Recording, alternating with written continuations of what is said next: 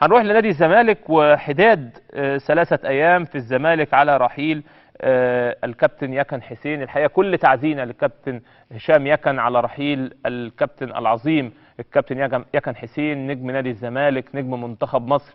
كابتن يكن حسين الحقيقة رمز من رموز نادي الزمالك، توفى الحقيقة النهارده الصبح. كانت الجنازة في جامع الحمدية الشاذلية على صلاة الظهر، صلوا على الكابتن يكن صلاة الظهر، ثم يعني يقال ان العزاء ان شاء الله باذن الله هيبقى يوم الخميس، بس مش عارفين لسه فين.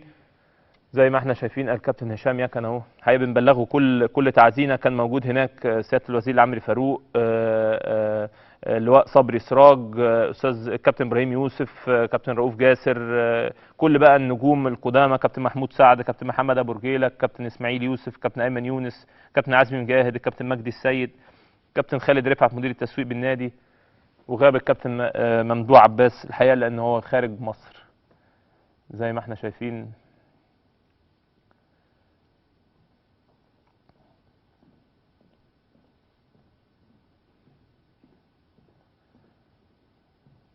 اعداد الحقيقه النهارده كبيره كانت في وداع الكابتن يكن حسين.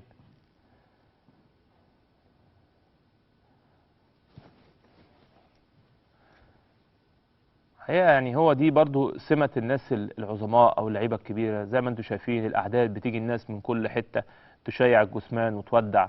هو ده التكريم الحقيقه اللي الانسان بياخده بعد عمر طويل في الملاعب، بعد تاريخ كبير سواء للكابتن يكن حسين، طبعا تاريخ كبير في نادي الزمالك. الكابتن هشام يكن اصلا يعني اكيد من اعمده نادي الزمالك، فالحقيقه من الطبيعي ان يكون موجود الاعداد دي كلها، اعضاء مجلس اداره الاتحاد، اعضاء مجلس اداره نادي الزمالك، حتى اعتقد في العزاء هيكون موجود اعضاء مجلس اداره الاهلاويه، يعني لعيبه او رياضي مصر كلها. كابتن يكن حسين هو رمز من رموز نادي الزمالك، يعني بنتقدم طبعا لاسرته بالعزاء وبالصبر. وادي الكابتن ايمن يونس قدامنا اهو.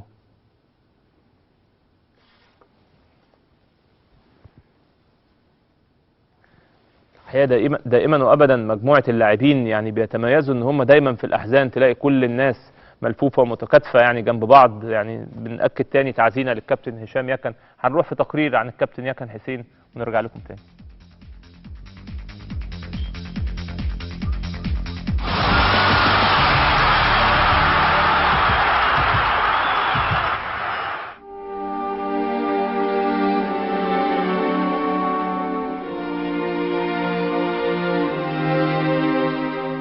رحل عمدة الكرة في القلعة البيضاء في الساعات الأولى من صباح اليوم الكابتن يكن حسين بعد مشوار طويل وحافل بالإنجازات مع الساحرة المستديرة.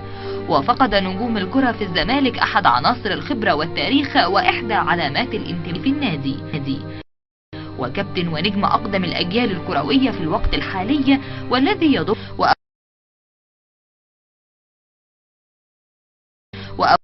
أبو رجيلة والخواجة وغيرهم. كابتن يكن ده قيمة كبيرة قوي واخونا الكبير وعشت معاه طول حياتي ورحلتي كلها.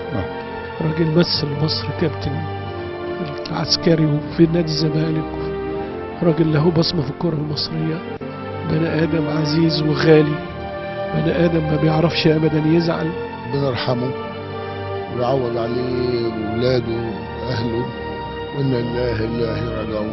بدأ فقيد الكرة مشواره مع الزمالك في موسم 1953 إلى 1954 قادما من الأهلي، واعتزل الكرة في موسم 1972.